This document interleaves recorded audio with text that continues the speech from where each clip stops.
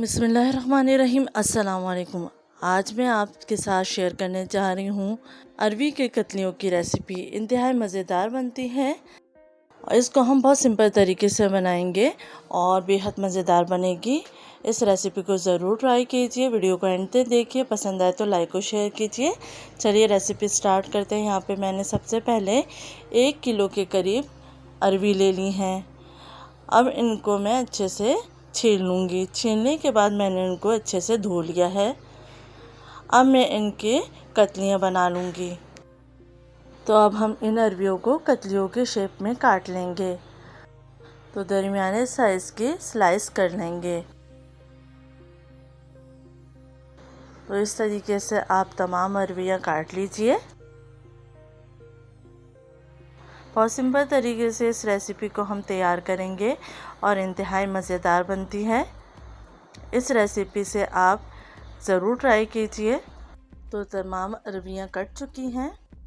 अब हम लेंगे एक पैन, इसमें डालेंगे तकरीबन 2 टेबल स्पून के करीब तेल और इसमें ऐड करेंगे 1 टीस्पून सफ़ेद ज़ीरा। ज़ीरा को हल्के से फ्राई कर लेंगे। इसके बाद इसमें ऐड कर दूँगी अरवी जो कि हमने काटी थी। इसके बाद मैं इसमें ऐड करूँगी नमक 1 टीस्पून, पिसी हुई लाल मिर्च 1/2 टीस्पून, कुटी हुई लाल मिर्च 1/2 टीस्पून, हल्दी 1/4 टीस्पून और 1/4 टीस्पून लहसुन अदरक का पेस्ट। बहुत कम इंग्रेडिएंट्स में ये रेसिपी तैयार हो जाती है और बेहद मज़ेदार बनेगी। इसको हल्का सा फ्राई कर लेंगे। इसके बाद हम ऐड करेंगे 2 हरी मिर्चें जिनको मैंने काट लिया था।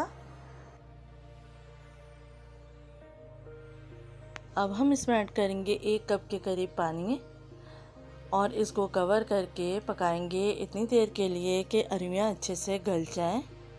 तो मीडियम फ्लेम पे हम इसको पकने रख देंगे। तो तकरीबन 20 से 25 मिनट गुज़र चुके हैं।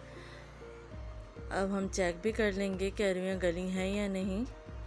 अभी इसमें थोड़ा सा पानी मौजूद है।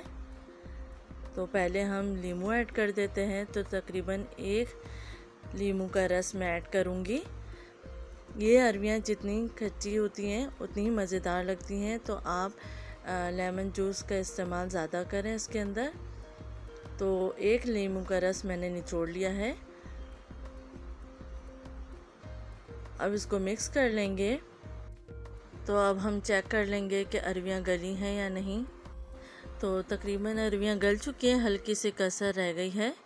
तो इसमें मैं थोड़ा सा पानी ऐड करके इसको मज़ीद से 5 मिनट के लिए दम पे रखूँगी। तो आप देख सकते हैं कि अब अरवियाँ गल चुकी हैं और हम इसका पानी ड्राई कर लेंगे। फ्लेम को ऑफ़ कर देंगे। तो ये अरवियाँ मैं डिश आउट कर लेती हूँ। आप देख सकते हैं बहुत ही मज़ेदार बनी है। मसाला आप अपने टेस्ट के हिसाब से कम या ज़्यादा कर सकते हैं। उम्मीद है आपको ये रेसिपी पसंद आएगी। अपना ख्याल रखिएगा, फीडबैक देना मत भूलिएगा। अल्लाह हाफ़िज़।